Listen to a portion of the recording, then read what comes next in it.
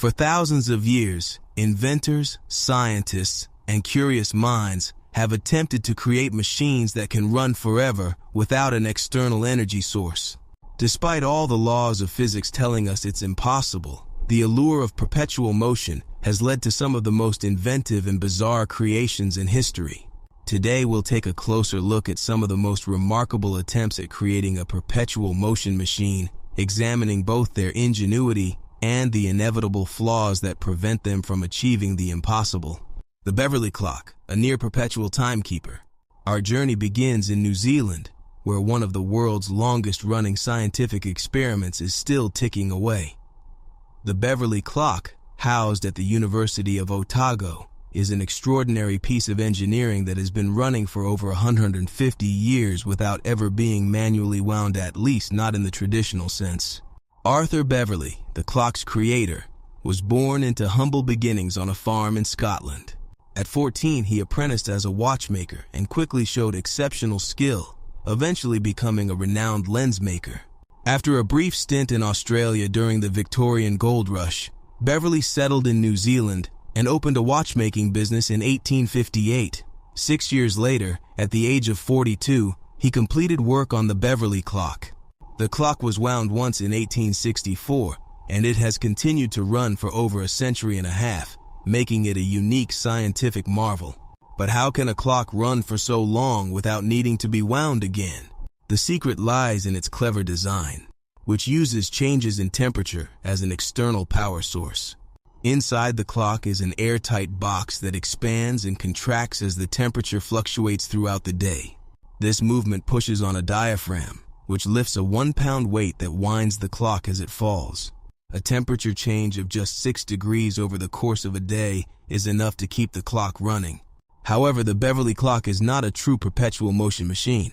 It occasionally stops when the temperature change isn't sufficient to lift the weight, and it must be adjusted manually to keep accurate time.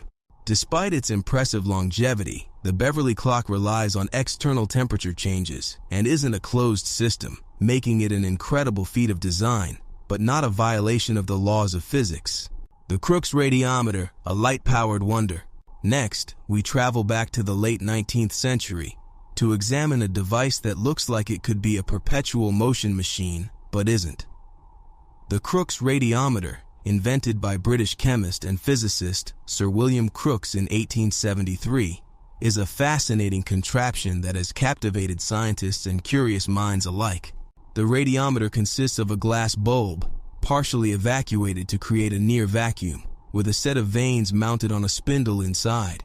Each vane is painted black on one side and white on the other. When exposed to light, the vanes start spinning, with the black side retreating from the light source and the white side advancing. The discovery of this spinning effect was accidental. Crookes was experimenting with weighing substances in a partial vacuum to eliminate the interference of air currents. He noticed that sunlight caused the readings to fluctuate, leading him to design the radiometer to study this phenomenon further. While Crookes initially misunderstood the cause of the rotation, it was later discovered that the black side of the vanes absorbed more heat than the white side, causing the air molecules near the black surface to heat up and push the vanes. Though it appears to spin endlessly, the Crookes radiometer isn't a perpetual motion machine. It relies on external light to function, and it operates within a near vacuum, not a complete vacuum. The device continues to spin as long as light is available, but it cannot function in complete darkness or in a perfect vacuum. Congreve's sponge-powered perpetual motion machine. Sir William Congreve, an inventor and military engineer best known for his development of the Congreve rocket, made significant contributions to technology in the early 19th century. However, one of his lesser-known endeavors was an attempt to design a perpetual motion machine, a project that seems wildly out of character for such an accomplished inventor. Late in his life, while recovering from an illness, Congreve designed a machine powered by sponges. His concept combined several previously discredited perpetual motion ideas, including an unbalanced wheel, a plank and chain mechanism, and the capillary effect. The machine was designed to operate with a conveyor belt covered in sponges, which would pass through a water reservoir. The soaked sponges would then be lifted onto the conveyor, where heavy weights would squeeze the water out, making the sponges lighter. At the top of the conveyor, a hose would re-soak the sponges, adding enough weight to pull the conveyor down and supposedly keep the cycle going indefinitely. However, the design was fundamentally flawed, relying on disproven principles and misunderstandings of physics. Congreve never built the machine, but he did publish a pamphlet defending his idea. Despite the absurdity of the concept, it's remarkable that someone with Congreve's expertise and reputation would be so convinced of its potential. This story serves as a reminder that even the brightest minds can sometimes be led astray by the allure of impossible ideas. The Oxford Electric Bell, the world's longest-running battery. The Oxford Electric Bell, also known as the Clarendon Dry Pile, is another device often mentioned in discussions of perpetual motion, though it doesn't fit the traditional mold. Constructed by instrument makers Watkins and Hill, the bell has been ringing almost continuously since it was purchased by Reverend Robert Walker in 1840. The bell is powered by a pair of dry pile batteries, which are early precursors to modern dry cell batteries. The bell's mechanism is simple. A small metal sphere, acting as a clapper, moves back and forth between two bells, driven by electrostatic charges from the dry piles.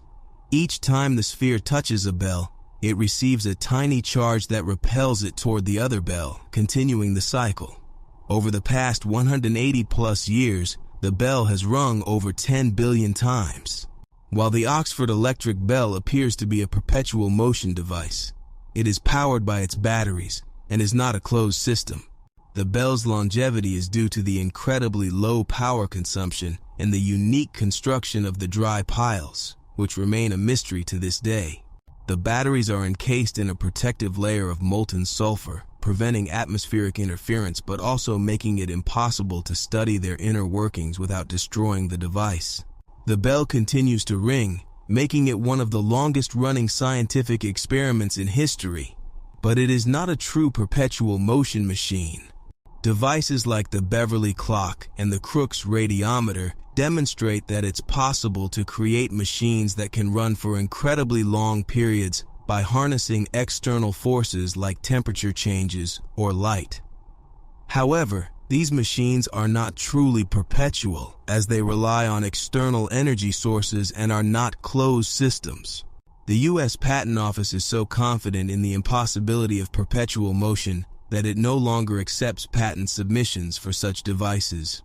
While the dream of perpetual motion continues to captivate inventors and curious minds, the reality is that it remains a fascinating but unattainable goal.